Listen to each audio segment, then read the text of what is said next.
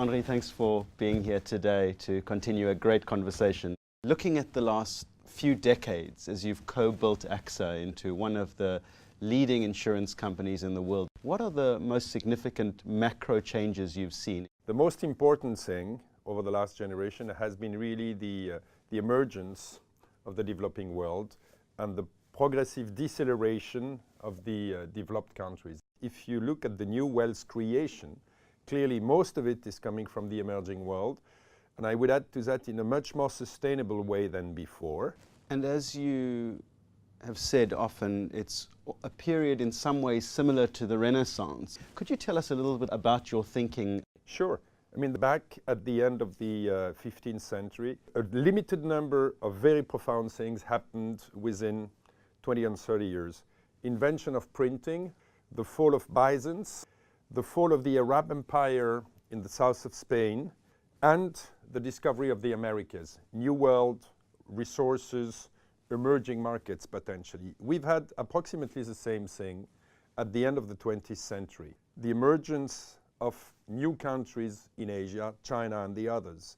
So it's provoking very, very powerful shifts, geopolitical ones, but also technological ones. We've recently been talking about new ambition, which is the idea of billions of customers joining the grid, a new ambition for companies because they can serve this other half of humanity, and a new ambition for investors who are increasingly saying, I want outsized returns, but I also want to see impact. Having watched the world evolve very swiftly in the past few years, do you think that there is a real transformation happening in the kind of, not just the structure of capitalism, but also some of the attitudes of capitalism with millennials coming through? What's very interesting for me is that the two things which have changed the most in the recent past are the ability to play on size, scale, and the ability to play on speed.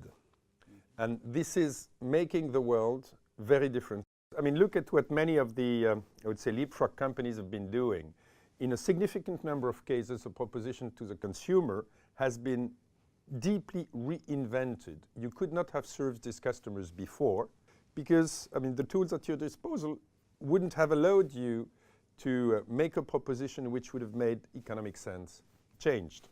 If you look at the opening of the markets on one hand, and the evolution of the technology on the other hand, and the ability to make huge productivity gains, the combination of the two is really questioning all the ways of doing business which were the traditional ones. I absolutely agree. There is something now about thinking in leaps, not just in increments, about what that product is, about who the customer is with 4 billion rising consumers and their very different needs. What I would say, the essence of the needs is not necessarily different. In our business, people want to protect their health, they want to protect their lives, they want to protect their family, they want to protect their assets. Fine. What's changing very, very profoundly is a way to satisfy the need. And I guess the fundamental need is to seize that future, be aware of when you look at something, how it could evolve, and not feel comfortable that the world has always been thus. So thank you, Henri. Thanks, Andy.